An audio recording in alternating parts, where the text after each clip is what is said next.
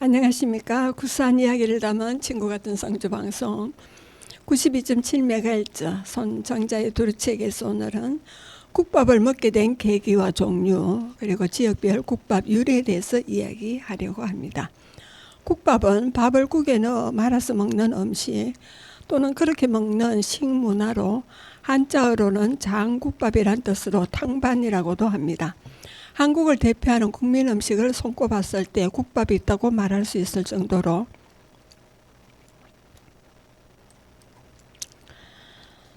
한식을 대표하며 그 역사도 매우 유수가 깊습니다. 이렇게 된 이유가 있습니다. 밥을 먹는 문화는 인도, 동남아시아, 중국 등 많지만 쌀 품종이 안남미, 인디카라서 생쌀밥은 먹기가 쉽지 않아 대부분 볶음밥으로 먹습니다. 그걸 국에 말았다간 과식이 되죠. 또 국도 대부분 국물이 아니라 건더기를 강조합니다. 수질이 좋지 않아 국물 요리가 발전하기 쉽지 않은 탓입니다. 한국은 자포니카와 수질이 좋고 찰기 있는 밥을 먹어 국 같은 게 잘 어울리는 데다가 조리 환경이 국물 요리에 적합하고 한랭한 기후 탓에 따뜻한 국물에 대한 열망이 강해 국물 요리가 발전하기 쉬운 환경이었습니다. 그래서 한국은 세계적으로 국물이 발전한 나라가 되었습니다. 이런 한국 특유의 식습관이자 식문화인 국밥의 범위와 응용성은 무궁무진합니다. 순댓국에 말아 먹으면 순대국밥, 콩나물국에 말아 먹으면 콩나물국밥, 소고기국에 말아 먹으면 소고기국밥이 되는 식입니다. 특히 부산과 밀양의 돼지국밥은 향토적인 특성이 더욱 더해져 더욱 그 특징이 강합니다. 국밥으로 보지는 않지만 설렁탕, 육개장도 모두 밥을 말아 먹는 식습관이 평균화되어 있습니다. 그 역사를 보면 국밥을 탕에 밥을 말아 먹는 모든 행위로 간주하여 범위를 넓게 보면 그 역사는 한민족의 식습관 및 식문화의 시작과 그 맥을 같이 할 것입니다. 그러나 행위가 아닌 하나의 음식 그 자체의 범위에서 살펴보면 조선 초기 문신이었던 유순 1441년에서 1517년까지 생존하신 분이 지은 오원고시인 13산 도정에 국밥 즉 탕반이 언급되어 있는 것이 최초입니다. 사극에서 묘사된 주막에서 국밥을 파는 장면은 빨라도 조선시대 중기부터입니다. 일각에서는 고려 중기 이후 몽골과의 전쟁으로 강화도로 천도한 이후 전쟁, 약탈 등 여러 이유로 식량 작업이 어려워 농민들이 고깃국에 보리를 넣어 양을 늘려 먹던 것에서 유래한다고 하기도 합니다. 조선 중기 문신인 윤국형 1543년에서 1611년까지 생존하신 분이 지은 문소만록을 보면 전국을 유랑하며 본 견문 중 주막에 관한 얘기가 나옵니다. 주막이라는 것이 있기는 하지만 오로지 술과 잠자리를 제공할 뿐 나머지는 제공되지 않는다고 나옵니다.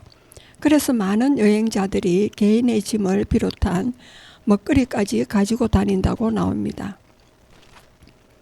물론 임진왜란 시기라 물자가 부족했던 시기였다는 사정이 있기는 하나 실제 다른 문헌들을 찾아보더라도 여행자들은 쌀이나 보리, 조, 수수와 같은 곡식과 며, 북어 등의 건조 식량 그리고 장이나 소금 따위의 부식을 들고 다니면서 스스로 해결하거나 민가의 여분의 대가를 치르고 음식을 부탁하는 방식으로 이루어졌습니다. 실제로 주모가 음식을 만드는 게 아니라 여행자가 음식 재료를 대고 요리를 해주는 형편이라는 것입니다. 그리고 조선에선 그럴 수밖에 없었습니다. 조선 후기가 되어서도 한양을 비롯한 주요 대도시를 제외한 지방은 화폐를 쓰는 일이 거의 전무했습니다. 지방에서 돈의 역할을 하던 것은 쌀과 무명이었고 돈을 내고 밥을 사먹는 행위가 성립하기 어려운 상황이었습니다. 이 때문에 밥을 해 먹으려면 최소한 쌀 같은 곡식은 스스로 준비해 갈 수밖에 없었습니다. 하지만 상공업이 그나마 발달하는 조선 후기로 갈수록 화폐가 향촌 사회에도 제대로 자리를 잡으면서 마을 사이마다 주막이 생기고 이에 따라 주막이 발전하면서 음식을 제공하는 것 또한 가능해졌습니다. 조선 시기까지는 이런 식으로 사회가 굴러갔습니다. 우선 어느 보부상이 지방의 특산물을 구매한 뒤 이곳을 도성에 팔려고 합니다. 이에 보부상이 가다가 밤이 깊어지면 보부상은 인근 마을로 가서 형편이 괜찮아 보이는 집의 대문을 두들겨서 숙식을 요청하고 특별한 사유가 없다면 집주인은 보부상을 받아들입니다. 이후 집주인은 보부상에게 저녁 식사를 제공할 뿐만 아니라 화장실과 잠자리를 내어줍니다.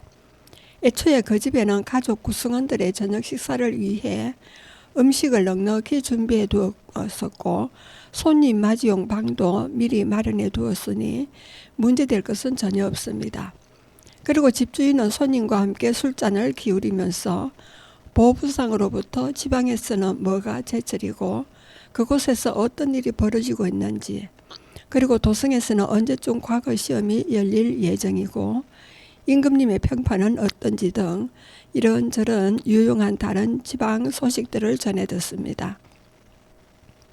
다음 날 보부상은 집주인의 호의에 감사를 표하며 다시 길을 떠나고 집주인은 보부상에게 전달받은 정보들을 바탕으로 자기 집 아들 내미를 언제쯤 도성으로 보내서 과거 시험을 보게 할지, 만약 아들이 과거에 합격해서 관리가 된 후 지방 감독관으로 파견된다고 하면 어떤 지역이 좋다고 권유할 수 있는지 등을 헤아립니다.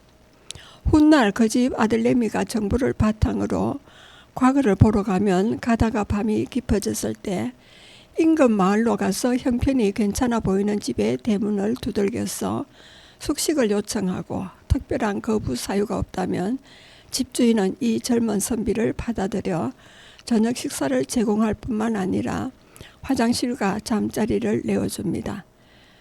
집주인은 젊은 선비와 함께 술잔을 기울이면서 선비로부터 그의 고향과 관련된 이야기나 그의 목적지와 여행 목적, 과거 시험 등 유용한 소식들을 전해 듣습니다. 다음날 선비는 집주인의 호의에 감사를 표하고 다시 길을 떠나며 집주인은 선비에게 전달받은 정보들을 바탕으로 자기 집 딸내미를 어느 집으로 시집을 보낼지, 손주를 언제쯤 과거 시험을 보게 할지 등을 분석할 수 있게 됩니다. 이런 식으로 여행객들은 가까운 유력자의 집에서 숙식을 해결하면서 대가로 귀중한 정보들을 제공하는 식으로 사회 구조가 유지되었습니다. 그러니 음식을 돈 받고 판매하는 행위가 존재하기가 어려웠습니다. 당연하게도 손님에게 식사를 대접한다면 한 상 제대로 차려서 대접하지 없어 보이는 국밥 한 그릇 따위를 내줄 일은 더더욱 없으니 국밥류가 발달하기가 어려웠습니다.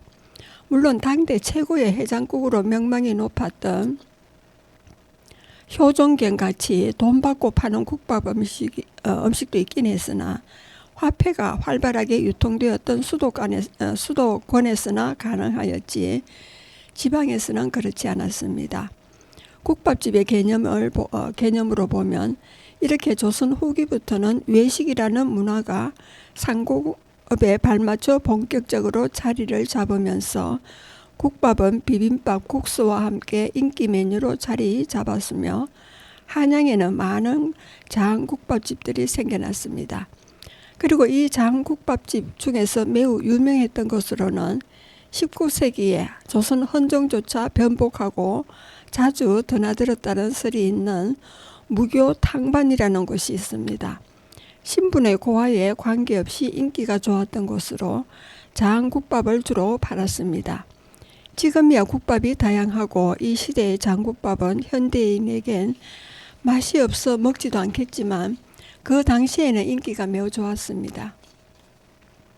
간장과 된장을 사용하여 국물의 간을 맞춰 이름이 장국밥인데 흔히 유행했던 다른 지방의 국밥들이 시래기를 가지고 끓인 채소 국밥인 반면 이 국밥은 고기를 듬뿍 사용하였다고 합니다. 그대로 지속되었는지 아니면 후대인들이 개량하였는지는 모르지만 월탄 박종화 선생의 표현에 의하면 이 집은 양지 머리만 가지고 국밥을 만들어도 충분한데 젖통 부위에 고기를 넣고 또한 갖가지 고명으로 양념한 산적까지 넣어주니 고기와 산적이 어우러져 처나 진미가 따로 없다고 하였습니다. 이후에 신분이 낮은 사람이나 먹는 음식으로 간주되었던 설렁탕이 이 특유의 냄새와 푸짐함 그리고 고소함을 무기로 일제강점기 내내 득세하면서 장국밥은 서서히 자취를 감추었습니다. 해방 이후 물자가 풍족해지면서 경상도 고향 지방 특색의 돼지국밥이나 전주에서 유명했던 콩나물국밥도 인기를 끌면서 그 외 여러 가지 다양한 국밥들이 다양한 변모를 걸쳐 현재까지 이릅니다. 서울의 설렁탕에 대한 재미있는 이야기가 있습니다.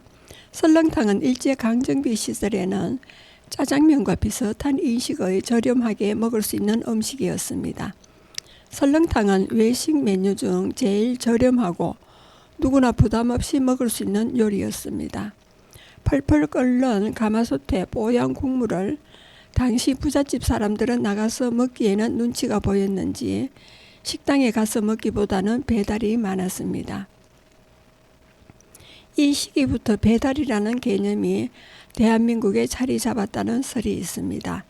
일례로 1929년 별건곤이라는 월간지의 1929년 12월 호에는 설렁탕을 절절히 묘사했습니다. 짧게 요약하면 설렁탕집의 주인은 백정이고 그릇은 옹기 그릇이라 장국밥에 비해 점잖지 못한 차림새 때문에 드러내놓고 설렁탕을 한 그릇 먹는 게 점잖은 사람들, 특히 조선이 망하기 전까지 양반 노릇하던 사람들에게는 쉽지 않은 일이었다고 합니다. 또한 1930년대 당시 조선 총독부의 고시 가격에 따르면 비빔밥 한 그릇이 15전인데 비해 설렁탕은 한 그릇에 5전이었습니다. 남는 뼈나 고기를 끓여서 양을 불려서 먹는 일종의 서민적인 음식이었던 것이었습니다. 이런 설렁탕의 배달 문화에 대해서는 당대의 사회상을 다룬 염상섭의 3대에서도 몹시 생동감 넘치게 묘사되어 있습니다. 주머니 사정이 가벼운 병화도 종종 사 먹을 수 있는 비교적 값싼 음식이면서 일제강점기를 통해 보급되기 시작한 전화를 통한 주문도 가능했습니다. 하지만 부잣집 도련님인 덕기가 설렁탕을 먹은 것을 본 지인이 저런 설렁탕을 어떻게 자셨소라고 놀라서 한마디 할 정도로 싸구려 음식 취급을 받았던 것입니다. 또 해당 작품을 보면 설렁탕을 주문하면 큰 뚝배기에 담아서 배달을 해주고 먹는 사람들은 집에 있는 그릇에 나누어 부어 먹고 식은 설렁탕을 다시 데워 먹기 위해 뚝배기를 난로에 올려놓는 등 음식 먹는 취식 형태도 접할 수 있습니다. 그래서 체면을 중시하는 조선시대 문화 속에서 배달업을 발달시켜 틈새 시장을 파고든 탓에 설렁탕은 최초의 국산 패스트푸드이자 짜장면 같은 배달 음식의 대표 주자가 되었습니다. 현재 설렁탕이 나이 지긋한 분들이 푸근하게 한 그릇 먹는 나름 점잖은 식사라고 인식되는 것을 생각해보면 참으로 격세지감입니다. 많은 국밥에는 시래기, 우거지, 콩나물 등의 채소와 다양한 종류 및 형태의 고기, 두부, 선지 등이 재료로 들어갑니다. 이러한 국밥의 재료를 생각해보면 영양소 측면에서는 생각 외로 탄수화물과 지방, 단백질 등 3대 영양소와 각종 무기질이 제법 균형 있게 들어간 괜찮은 음식입니다. 국밥의 종류에 따라 다르긴 하지만 지방이 포함된 고기가 제법 들어있고 국물에 밥을 말아 먹으니 탄수화물 또한 당연합니다. 설렁탕 먹을 돈이면 차라리 뜨끈한 국밥 든든하게 먹고 말지라는 인터넷 밈이 마냥 농담만은 아닌 셈입니다. 이 국밥의 역사를 보면 요즘 국밥은 어디서나 흔히 볼 수 있는 음식이 되었습니다. 한 그릇 먹으면 펄펄 기운이 솟는 국밥은 언제부터 먹기 시작했을까요? 국밥의 정확한 유래는 아직까지 명확하게 밝혀지지 않았습니다. 다만 여러 가지 설들이 존재하며 시대와 지역에 따라 다양한 형태로 발전해 왔다는 사실은 분명합니다. 먼저 선농단설이 있습니다. 가장 유력한 설 중 하나로 조선시대 선농단에서 행해진 제사와 관련이 있다는 것입니다. 풍년을 기원하는 제사가 끝나면 소고기 뼈를 푹 꼬아 만든 선농탕을 먹었는데 이것이 국밥의 시초라는 주장입니다. 그리고 다음으로는 고려시대설은 고려시대 몽골과의 전쟁 이후 식량난이 심각해지면서 농민들이 고깃국에 보리를 넣어 양을 늘려 먹던 것이 국밥의 기원이라는 설도 있습니다.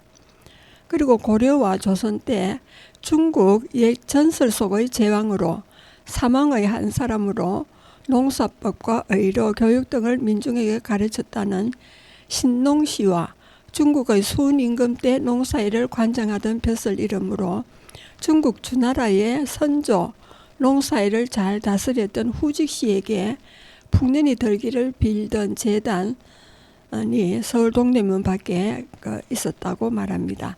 전자레인지가 없던 시절 서민들이 따뜻한 밥을 먹기가 쉽지 않았습니다.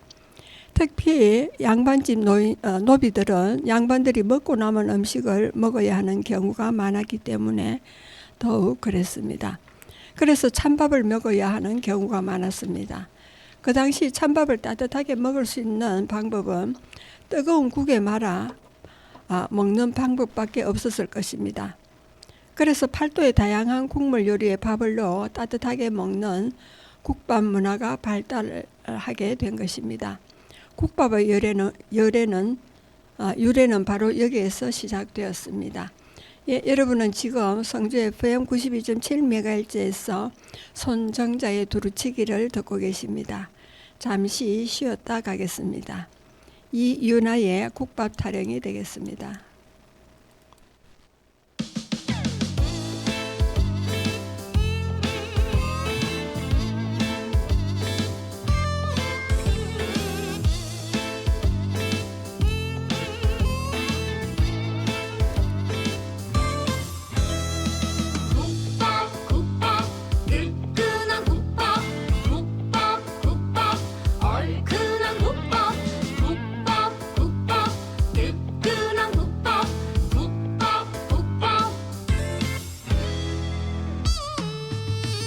뭘 먹어야 할지 고민될 때 입맛이 없어서 고민될 때 국밥 뜨끈한 국밥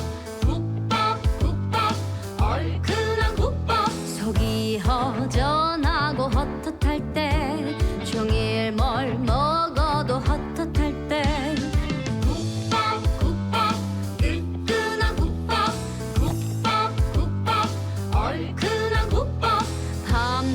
무슨 괴로움에 수잔을 기울이셨나요? 속 시원히 해장할 땐 국밥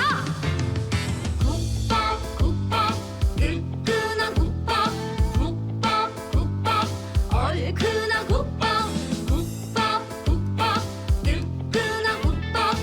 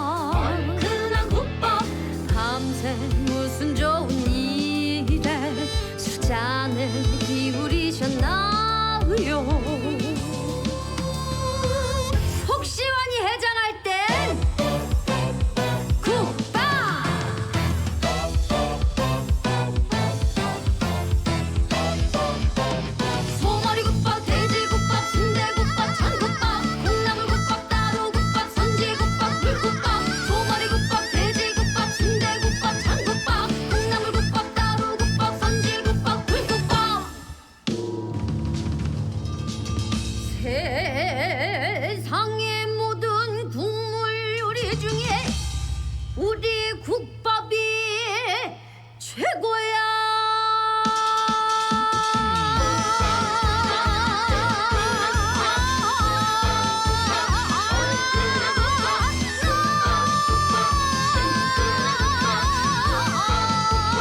얼큰한 국밥.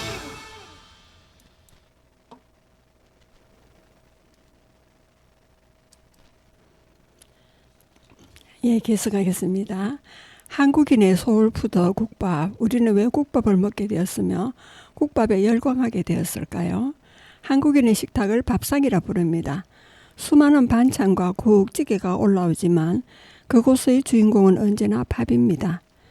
그리고 설렁탕과 곰탕입니다. 양반들은 밥을 국에 말아 먹는 것을 천민의 문화라 생각했습니다.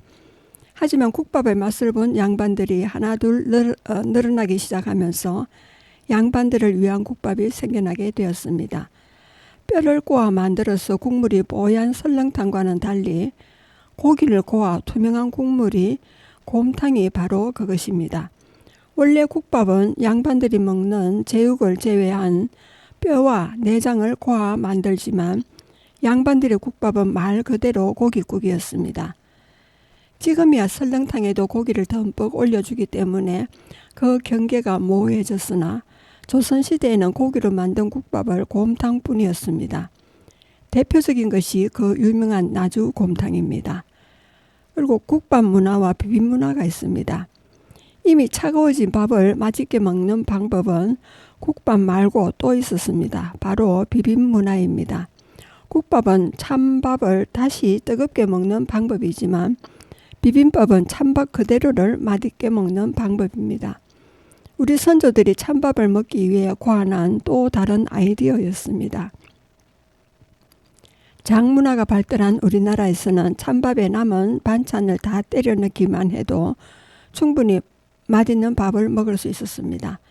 그런 이유로 나는 국밥과 비빔밥을 유래가 동일한 음식이라 생각한다고 합니다. 국밥과 비빔밥이 한국인의 소울푸드가 된 이유 역시 바로 여기에서 시작됩니다. 아무튼 계룡국밥 맛집에서 든든하게 한 끼를 먹다 보면 이런저런 생각이 들어서 블로그에 끄적입니다. 국밥을 먹고 나니 하루의 시작이 힘차다. 역시 한국인은 뜨끈뜨끈한 밥을 먹어야 한다입니다. 그리고 조선시대를 배경으로 하는 창작물에서는 을에 나그네가 주막에서 국밥을 먹는 모습이 자주 묘사됩니다. 이런 문화는 조선 후기에만 국한된 얘기로 조선 전기 주막의 개념과는 차이가 있습니다. 검은 사막인 아침의 나라 패치와 함께 국밥이 추가되었습니다. 무들 원조국밥과 달벌 원조국밥, 벽골 원조국밥 총 3종이 존재하며 안전지대에서 먹으면 앉아서 수주로 밥 먹는 전용 모션이 나옵니다. 마리오 시리즈와 슈퍼 마리오 시리즈에 보면 최종 보스 캐릭터인 쿠파의 이름도 국밥에서 따온 것이랍니다. 2023년 슈퍼 마리오 애니메이션 영화판의 대한민국 개봉을 기념하여 잭 블랙이 한국 팬들에게 직접 홍보를 하는 영상을 촬영했습니다.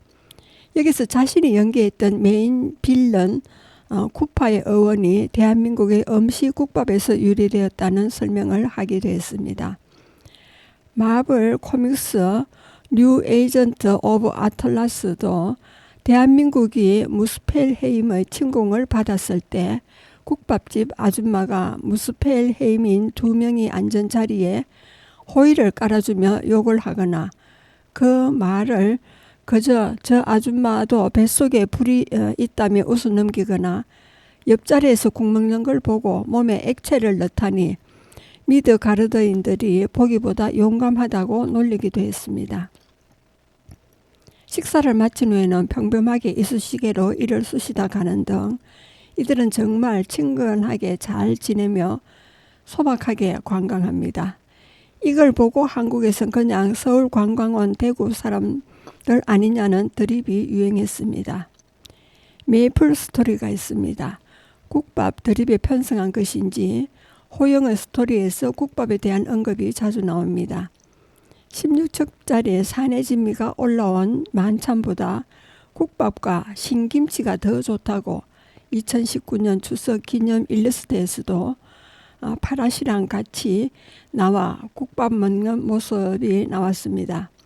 호영이 주막의 국밥 단골 손님이라 국밥을 먹는 장면이 자주 부각되는 등 국밥에 대한 언급이 자주 나와 국밥충이 아니냐는 말이 있습니다. 소맥커피 시리즈에도 국밥충으로 나왔습니다. 이명박은 배고픕니다 라는 말이 있죠. 이명박 전 대통령이 17대 대선 후보였을 때 국밥 먹는 광고를 선보였습니다. 이후 좋은 의미로든 나쁜 의미로든 다양한 패러디를 낳았습니다. 다른 정치인도 선거 기간에 재래시장에 들려서 뭔가를 먹지만 이명박이 국밥을 제일 맛있게 먹어서 화제가 된 광고입니다. 여담으로는 국과 밥이 따로 나오는 경우도 있습니다. 이를 흔히 따로 국밥이라 부르며 일반적인 국밥보다 가격은 1,000원가량 더 비쌉니다. 식당에서 밥그릇을 따로 준비해야 하고 국그릇에서 밥이 빠지는 만큼 국물이나 건더기가 더 들어가기 때문입니다. 설거지감도 늘어나니 시간과 인력, 세제가 더 들어가게 됩니다. 굳이 따로 국밥이 아니더라도 밥과 국이 따로 나오는 국밥집도 많습니다. 즉 일반적인 국밥집에서는 본인의 기호에 맞게 선택할 수 있습니다. 덧붙여 과거 국밥을 먹을 때 반찬으로 나오는 깍두기에는 새우젓을 넣지 않았습니다. 의외로 호불호가 갈리는 음식이기도 합니다. 고기와 야채, 밥을 골고루 섭취하여 포만감이 오래가며 술 안주로도 가성비가 좋다는 장점으로 국밥을 좋아하는 사람이 있는가 하면 따로 국밥이라고 해도 뜨거운 국물에 밥을 곁들여 먹기 때문에 밥알이 안 식어 너무 뜨거워 싫어하는 사람도 있습니다. 또한 포만감이 좋다는 것은 다른 말로 부대낀다는 의미도 됩니다. 그리고 국에 밥을 말았을 때 외양이 개밥 같다고 싫어하는 사람들도 있습니다. 꽃배기와 같은 턱탕을 취급하는 곳도 많은데 보통 크기보다 양이 더 많고 1,000원에서 3,000원가량 더 비싼 편입니다. 국밥을 조리할 때 국물을 부은 다음 그 국물을 따라내고 다시 국물 붓기를 반복하는 작업이 있는데 이를 토렴이라고 합니다. 토렴을 통해 면과 밥의 국물의 맛이 배어나고 국물도 식지 않고 따뜻하게 나올 수 있게 됩니다. 다른 외식류 요리에 대해 무조건 가성비가 들이대는 척 하면서 그 돈이면 국밥 사 먹는 게 낫다 등의 말로 쓸데없는 허세나 부심을 부리며 훈계하는 사람을 국밥충이라 합니다. 국밥충들의 논리에 국밥충 드립이 퍼지면서 아예 가격 단위로 쓰기도 합니다. 예를 들면 치킨 한 마리 가격은 2.5입니다. 그러나 정작 현재는 국밥의 단가와 치킨의 단가가 큰 차이가 없어서 이 말도 힘을 잃어버렸습니다.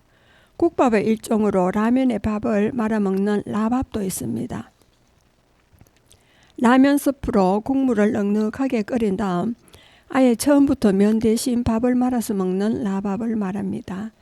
직장에서 직원들이 함께 밥을 먹을 때 주로 중장년층 남성들이 점심 식사 메뉴로 국밥을 선호하는 반면 청년층 및 여성들의 선호도는 상대적으로 떨어지는 경향이 있어서 이에 따른 불만이 생기기도 합니다.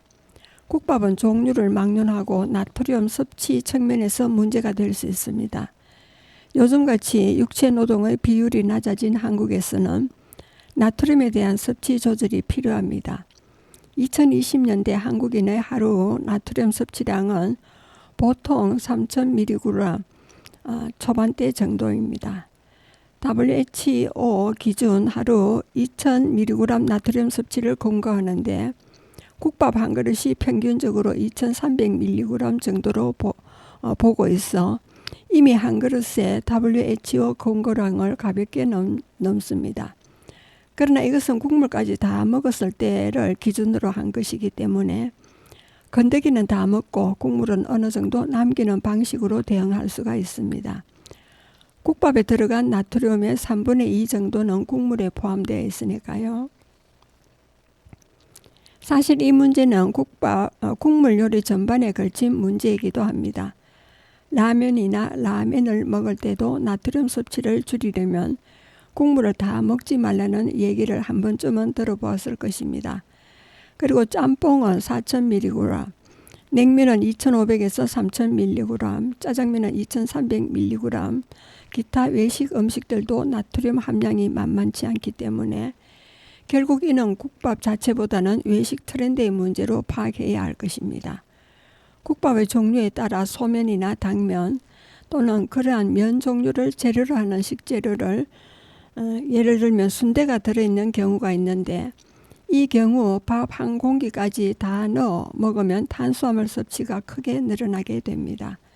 체중 감량과 혈당 조절을 해야 하는 당뇨병과 고혈압, 고지혈증 환자에게는 과다한 탄수화물 섭취로 매우 나쁜 영향을 줄 수 있습니다. 즉 자주 먹으면 병을 되레 악화시킨다는 얘기지요. 이러한 병을 지닌 사람들에게 가장 좋은 것은 밥을 최대한 적게 넣고 국밥의 건더기 위주로만 먹는다면 타협점을 찾을 수 있습니다. 제육볶음, 주물럭, 삼겹살 구이와 김치찌개, 두루치기, 돈가스처럼 한국 남쪽 음식의 상징입니다. 전라도 지역 중국집에 가보면 메뉴 중에 국밥이 있는 경우를 볼 수 있습니다. 얼핏 짬뽕밥과 비슷해 보이지만 오징어, 조개 같은 해물 대신 돼지고기가 메인으로 들어간다는 점에서 짬뽕밥과 구별됩니다. 잃어버린 돈 뭉치를 찾아준 여고생에게 평생 국밥 무료 이용을 하게 해준 국밥집 사장의 이야기가 공개되어 훈훈함을 주었습니다. 120만 원을 찾아준 여고생이 평생 국밥 공짜예요 라고 묻자 사장님 말씀 당근이지라고 답했습니다. 문서가 작성된 국밥 목록이 있습니다. 대한민국의 국물 요리는 거의 전부는 밥을 말아 먹는 데 적합합니다. 국물 음식이 많은 대한민국 음식 특성 때문에 아래 목록에는 이름 자체에 국밥이 들어가거나 국밥의 뜻을 내포한 요리만 보면 국, 탕, 찌개류는 한국의 국찌개, 문수에 나주곰탕, 선짓국, 순댓국, 소머리국밥, 굴국밥, 돼지국밥, 따로국밥, 콩나물국밥, 평양 온반, 수구레국밥이 있습니다. 해장국으로는 카테고리에 들어가는 거의 모든 음식들은 국밥과 동의어라 보면 됩니다.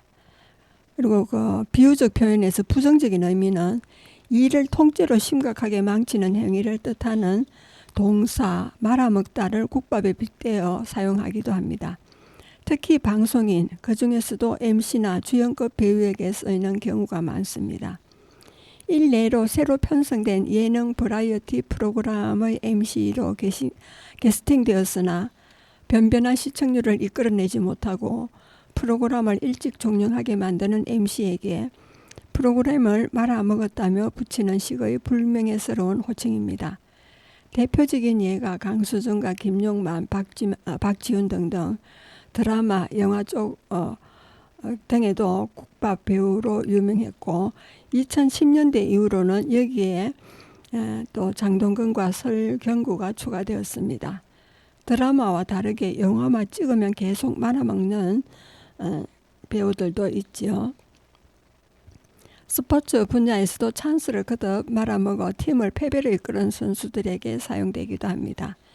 2015년 한국 시리즈에서 21안타수 2안타의 최악의 타격으로 삼성 라이온즈의 5연패 좌절을 막지 못한 선수에게 국밥집 차렸느냐는 비아냥을 들었습니다. 이후 2016년 새로 개장한 홈구장 대구 삼성 라이온즈 파크에서는 이 선수에게 국밥 메뉴가 판매될 예정이라는 루머가 돌았으나 구단에서 그걸 부정하는 해프닝이 일어나기도 했습니다. 이후 2016년 시즌 맹활약하며 홀로 타선을 캐리하여 영양 만점 국밥 판다는 칭찬도 들었지만 삼성을 좋지 않은 모습으로 떠나면서 삼성 팬들에게 금지어가 되어버렸습니다. 2017년 WBC 본선에서 열심히 삽질하여 사실상 1라운드에서 대표팀이 짐을 싸게 되는데 기여한 이대호와 김태균도 국밥 칭호를 얻게 됩니다. 일명 나주 전주 콩나물국밥, 부산 돼지국밥, 병천 순대국밥은 삼형제입니다. 메이저리그의 이루스 더스틴 페드로이아도 2017년 아메리칸 리그 디비전 시리즈에서 신나게 말아먹어 팀의 탈락을 초래해 국밥 소리를 들었습니다. 2018년의 매니 마차도 역시 포스트 시즌에서 활약성은 거의 없고 민폐만 끼쳐대 비슷한 말을 듣습니다. 어몽어스 등 마피아 게임에서는 추리 미스로 시민팀을 패배의 길로 이끌어 마피아 팀을 든든하게 만들어주는 시민들을 국밥이라고도 합니다.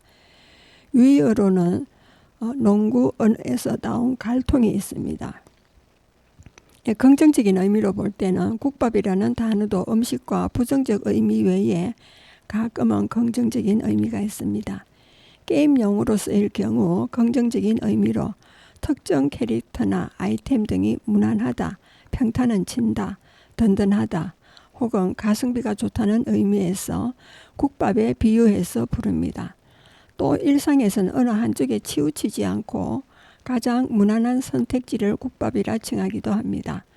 국밥이라는 별명을 받는 캐릭터들은 보통 유지력이 좋은 탱크나 딜탱류의 포지션입니다.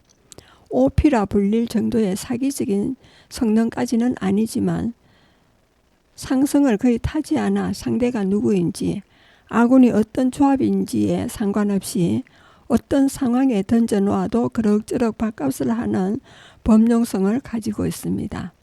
예컨대 하스스톤 모드 중 전장에서 플레이어가 이런 체력만큼 체력을 얻어 높은 체력을 갖는 아나이 힐란 모병관을 국밥맨, 국밥좌라고 부릅니다. 리그 오브 레전드에서 주로 CC가 강력하고 유지력이 뛰어나 상대 탑이 누구든 정글의 시팅을 거의 안 받고 무난하게 버티면서 대신 정글이 미드와 버텀에서 투자할 수 있도록 유도해 미드와 바텀의 주도권을 가져가게 하며 못 쳐도 한타에서 1인분은 하는 든든한 탑 탱크 챔피언을 국밥 챔피언이라 합니다.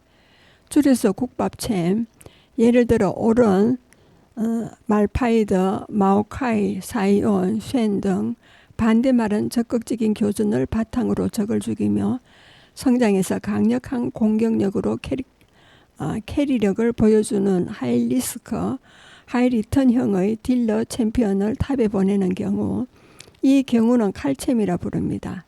칼챔은 흥하면 다른 라인이 망해도 게임을 혼자서 다 터뜨리며 멱살 잡고 캐리를 할 수 있지만 망하면 0.5인분도 못하게 되는 하이리스크, 하이리턴인데 비해 국밥챔은 망해도 탱킹으로 1인분을 하는 든든함을 자랑하지만 크게 흥해도 원맨 캐리가 힘들다는 일장일단이 있습니다. 저점은 높지만 고점이 낮은 셈, 예시론 카밀과 잭스, 아렐리아, 피오라 등 보통 솔로 랭크에서는 다들 자신이 주인공이 되고 싶어 하기에 보통 탑 유저들 본인들은 칼챔을 좋아하지만 반대로 팀원들은 탑이 국밥챔을 해주길 바라는 편입니다. 물론 칼챔보다 국밥챔을 선호하는 탑 유저들도 존재합니다. 본인도 플레이어 하는데 비교적 큰 부담 없이 할 수 있다는 장점이 있기 때문입니다. FC 라이온에서 온라인에서도 국밥 캐릭터가 존재합니다. 주로 낮은 가격에서도 고성능을 자랑하는 수비형 미드필더 자리나 센터백 자리에 선수에 붙이는 칭호입니다. 대표적인 예로는 발락과 디거 등이 있습니다. 명일 방주에서는 비슷하지만 조금 다른 뜻으로 사용되는데 지속시간 무한 스킬이나 자힐 특성 등으로 한 라인에서 오랜 시간 버틸 수 있는 오퍼레이트를 부를 때 사용합니다. 대표적인 국밥 오퍼는 쇼운즈, 블레이즈, 머드락, 마운틴 등이 있습니다. 일부 플랫폼에서는 가슴에 국밥 쏟았다라는 글을 드문드문 볼 수 있습니다. 갓 끓인 국밥을 가슴에 쏟으면 가슴 쪽이 뜨거운 느낌을 받게 되는 만큼 이 말은 본인이 좋아하는 무언가를 보고 듣거나 훈훈한 일화를 접했을 때 마음이 따뜻해졌다는 뜻으로 사용됩니다. 장터국밥이 있습니다. 이마트에서 장터국밥 한 봉지 사서 물 3컵 정도 더 넣고 무나 콩나물, 배추, 대파를 더 추가하고 마늘과 땡초, 국간장 첨가해서 끓이면 아주 편리합니다. 그리고 황태국밥도 있습니다. 집에서 하기엔 황태국밥, 미역국밥, 김치 콩나물국밥 이런 게 만만하죠. 그리고 나주곰탕은 사태 덩어리를 사서 푹 꼬아서 몰랑해지면 고기를 건져 식혀서 얇게 썰어 냉장고에 넣어두고 뚝배기에 밥국물 고기 넣고 파 송송 넣고 달걀지단 조금 넣으면 깔끔한 나주곰탕과 똑같이 됩니다. 이 베스트 고추 다대기와 시래기 우거지 콩나물을 같이 넣고 빨간 장터국밥을 만들어도 맛있습니다.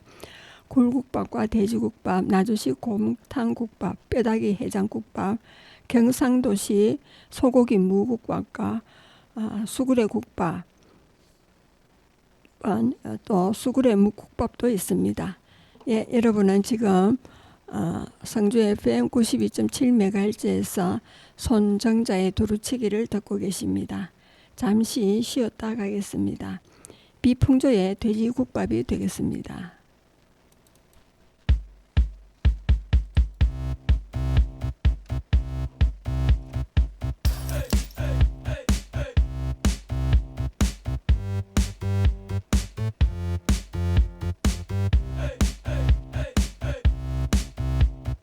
돼지국밥 돼지국밥 매일매일 생각나는 온 국민이 사랑하는 돼지국밥 돼지국밥 순대국밥 순대국밥 순대알이 탱글탱글 온 국민이 즐겨 먹는 순대국밥 순대국밥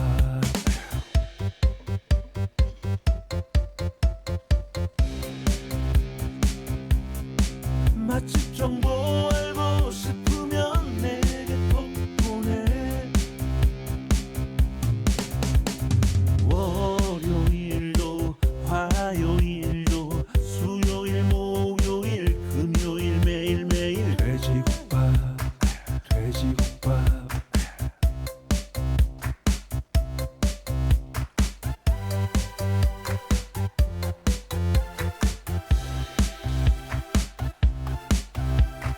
양파도 쌈장에 마늘도 쌈장에 풋고추도 쌈장에 순대는 새우젓에 순대국밥 순대국밥 난 돼지 넌 순대 돼지 순대 순대 돼지 돼지 순대 돼지 섞어 섞어 섞어 섞어 돼지 돼지 돼지 순대 순대 순대 돼지국밥 국밥 국밥밥 국밥밥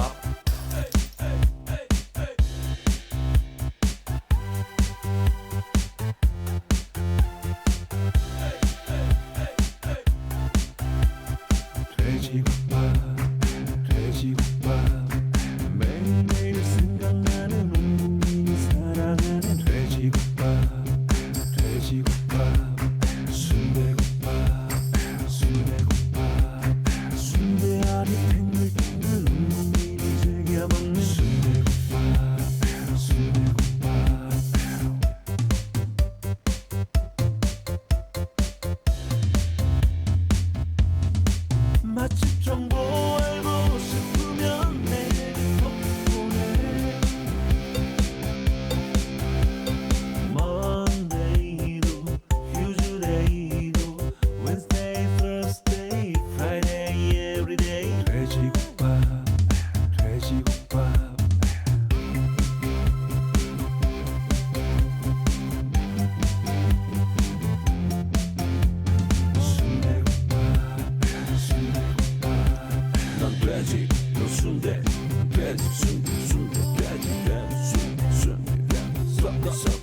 돼지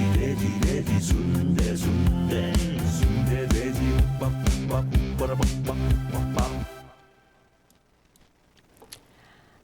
예, 계속하겠습니다.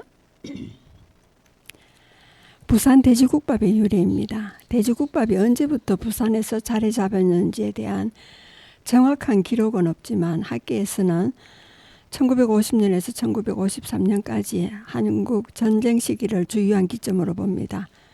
전쟁 당시 부산은 피난민들이 몰려들며 인구가 급격히 증가했습니다. 이로 인해 값싸고 영양가 높은 음식에 대한 수요가 높아졌습니다. 이 시기 피난민들은 기존의 음식 문화를 변형해 새로운 음식들을 만들어냈는데 돼지국밥도 그중 하나였습니다. 원래 경상도 지역에서는 소고기 국밥, 곰탕, 설렁탕이 흔했지만 소고기는 비싼 재료였기 때문에 서민들이 쉽게 접근하기 어려웠습니다. 이에 비해 돼지고기가 상대적으로 저렴하고 쉽게 구할 수 있습니다. 부산항을 통해 수입된 돼지고기가 많아 돼지를 이용한 국밥이 발달하게 된 것입니다.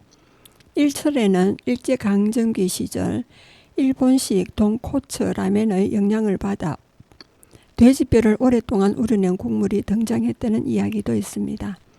하지만 오늘날 우리가 먹는 돼지국밥은 일본식 돈코츠 라멘보다는 한국적인 국밥 문화에서 발전한 음식으로 보는 것이 일반적입니다.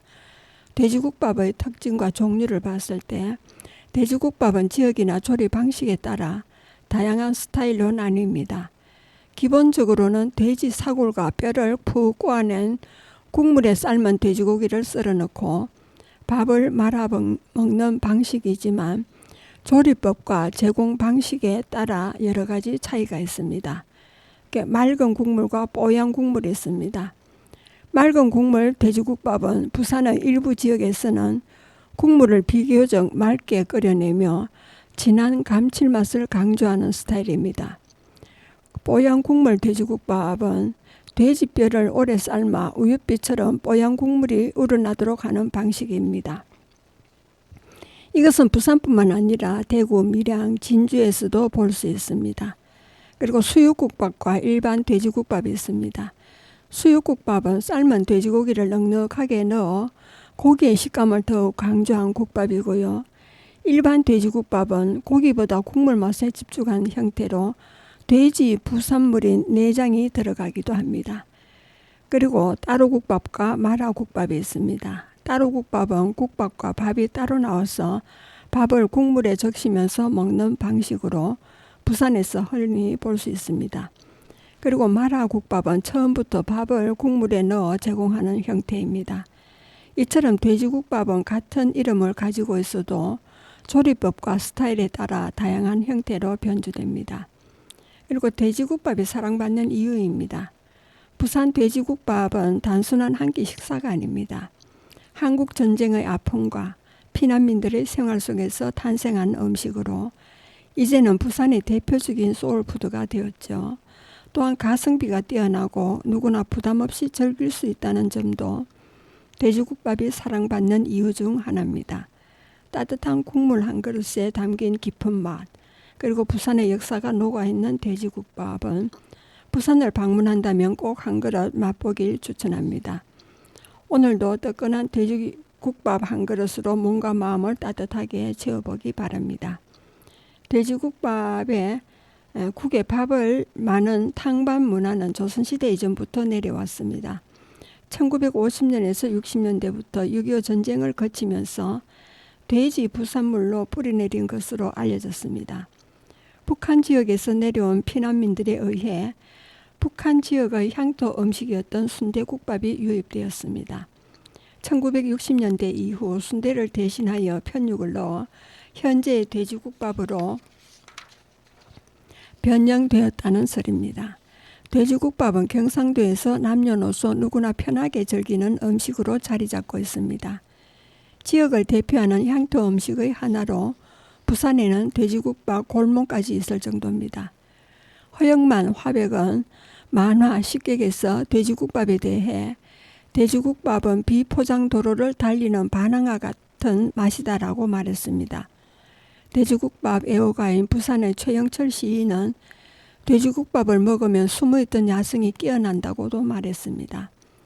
과거 돼지국밥은 주로 남성용 음식으로 여겨졌으나 현재는 남녀노소를 가리지 않고 사랑받고 있는 영양식품으로 계속 진화하고 있습니다. 소머리국밥의 역사와 유래입니다. 1950년대 한국전쟁 이후 많은 사람들이 생계를 이어가기 위해 새로운 음식을 개발해야 했습니다.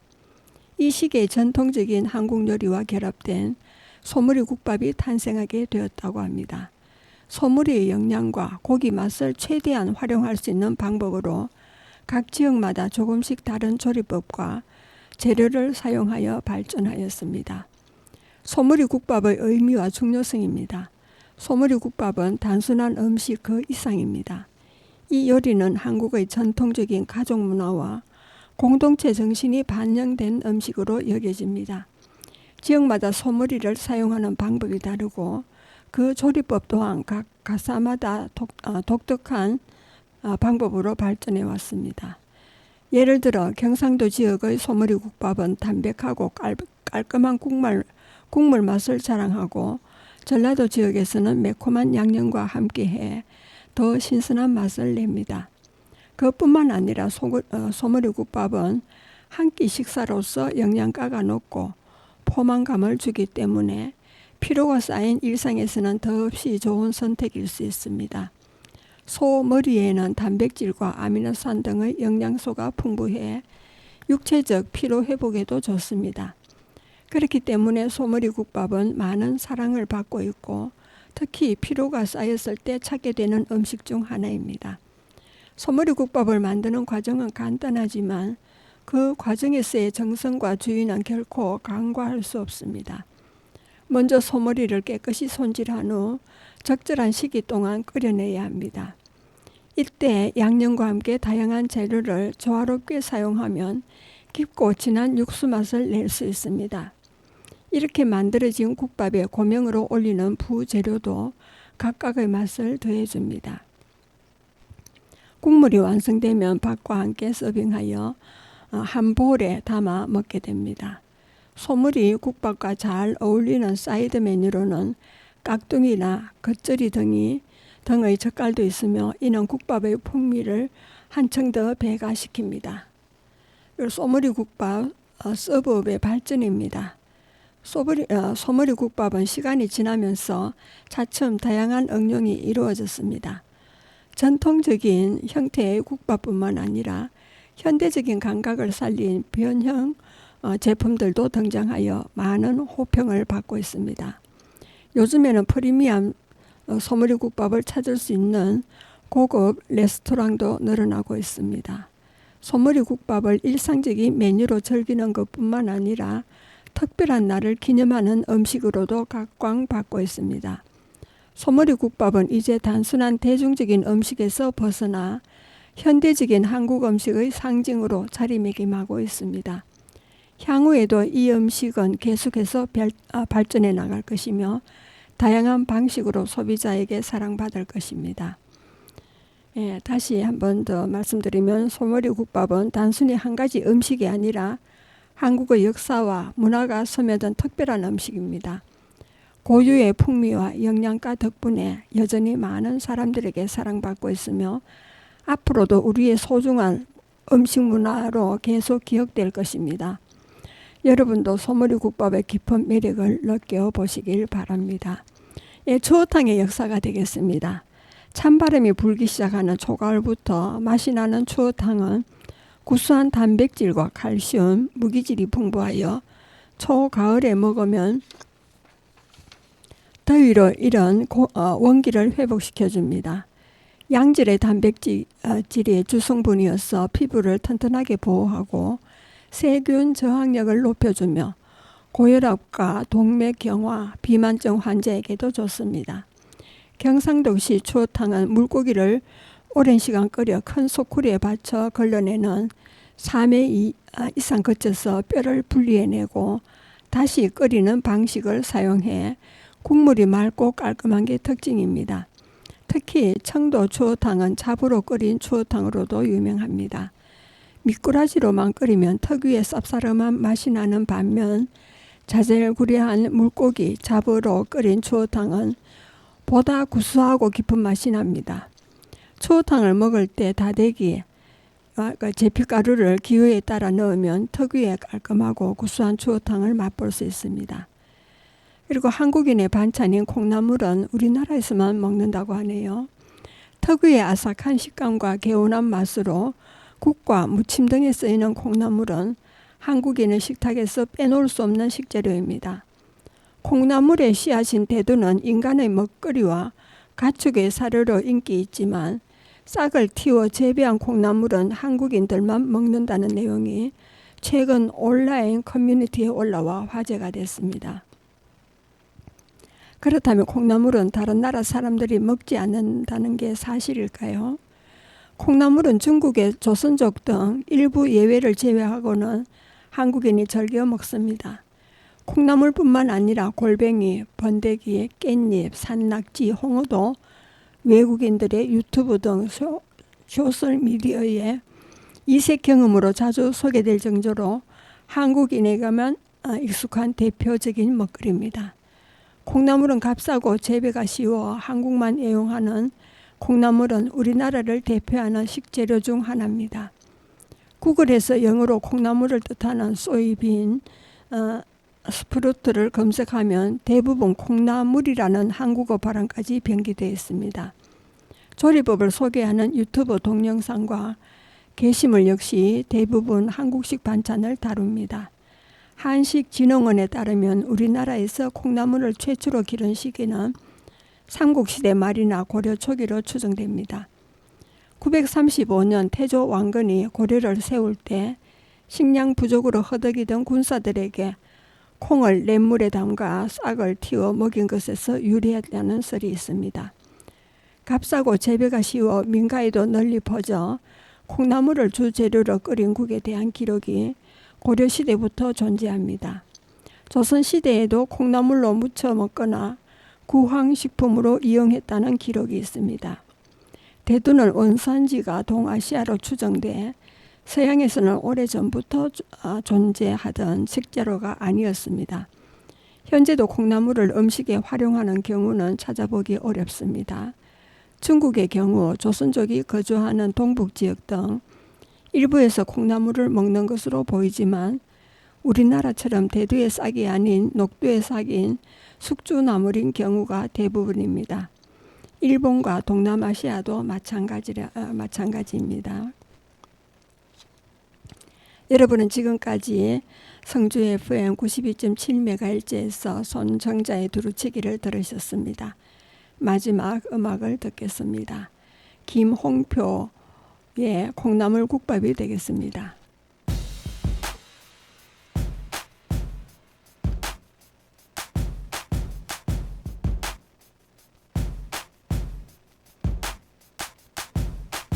매일 새벽 5시 단 하루도 거르지 않고 매일 새벽 5시 지친 몸을 일으켜 세워 매일 새벽 5시 비장하게 칼을 잡는다 매일 새벽 5시 전쟁이 시작되는 시간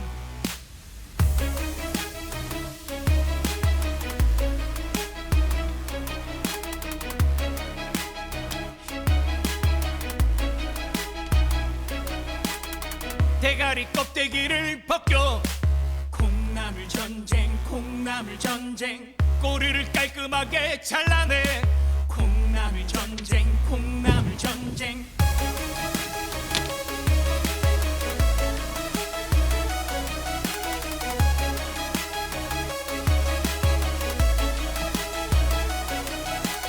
이러면 안돼 이것도 안돼 이게 무슨 짓이야 도움이 안 돼 나는 왜 안 돼 정말 너무 힘들어